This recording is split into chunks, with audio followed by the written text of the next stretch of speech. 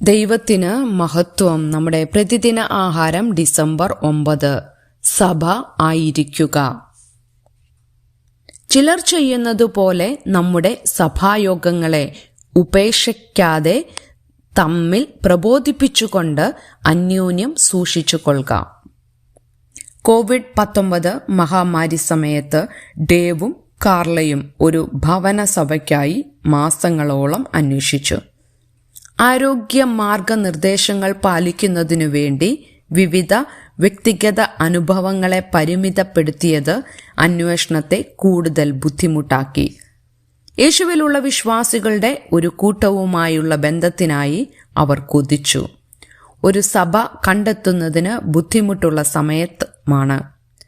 Carla എനിക്ക് email ചെയ്തു. എൻ്റെ സഭാകുടുംബവുമായി വീണ്ടും ഒന്നിക്കാനുള്ള എൻ്റെ സ്വന്തം ആഗ്രഹത്തിൽ നിന്ന് എൻ്റെ ഉള്ളിൽ ഒരു തിരിച്ചറിവ് ഉയർന്നു. സഭയാകുന്നതിന് വളരെ ബുദ്ധിമുട്ടുള്ള സമയമാണ്. ഞാൻ പ്രതികരിച്ചു. ആ സീസണിൽ ഞങ്ങളുടെ സഭ ചുറ്റുമുള്ള അയൽപക്കങ്ങളിൽ ഭക്ഷണം നൽകുകയും ഓൺലൈൻ സേവനങ്ങൾ ലഭ്യമാക്കുകയും പിന്തുണയും പ്രാർത്ഥനയും വാഗ്ദാനം ചെയ്തുകൊണ്ട് എല്ലാ അംഗങ്ങൾക്കും ഫോൺ ചെയ്യുകയും ചെയ്തുകൊണ്ട് ഒരു മാറ്റം സൃഷ്ടിച്ചു. ഞാനും എൻ്റെ ഭർത്താവും അതിലെല്ലാം പങ്കെടുത്തു. എന്നിട്ടും നമ്മുടെ മാറിയ ലോകത്ത് സഭയാകാൻ മറ്റെന്താണ് ചെയ്യാൻ കഴിയുക എന്ന് ചിന്തിച്ചു.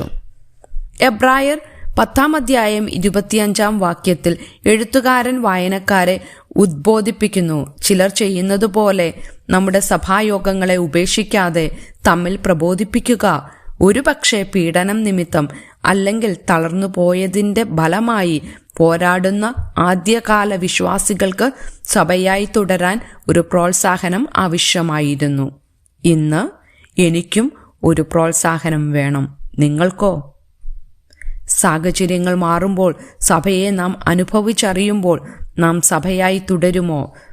ദൈവം നമ്മെ നയിക്കുന്നത് പോലെ നമുക്ക് പരസ്പരം ക്രിയാത്മകമായി പ്രോത്സാഹിപ്പിക്കുകയും പരസ്പരം കെട്ടിപ്പടുക്കുകയും ചെയ്യാം. നമ്മുടെ വിഭവങ്ങൾ പങ്കിടുക, പിന്തുണയുടെ ഒരു വാചകം അയയ്ക്കുക, നമുക്ക് കഴിയുന്നതുപോലെ ഒരുമിച്ച് കൂടുക, പരസ്പരം പ്രാർത്ഥിക്കുക. നമുക്ക് സഭയാകാം. ചിന്തിക്കുക, ഇന്ന് ഒരു സഭ കെട്ടിടത്തിൽ ഒത്തുകൂടാൻ കഴിയാത്തവർക്ക് എങ്ങനെ ഒരു സഹായമാകാൻ നിങ്ങൾക്ക് കഴിയും? വളരെ വലിയ ഒരു ലക്ഷ്യത്തിൻ്റെ ഭാഗമാകാനുള്ള നിങ്ങളുടെ ആവശ്യം സഭ എങ്ങനെ നിറവേറ്റുന്നു? ദൈവത്തിന് മഹത്വം.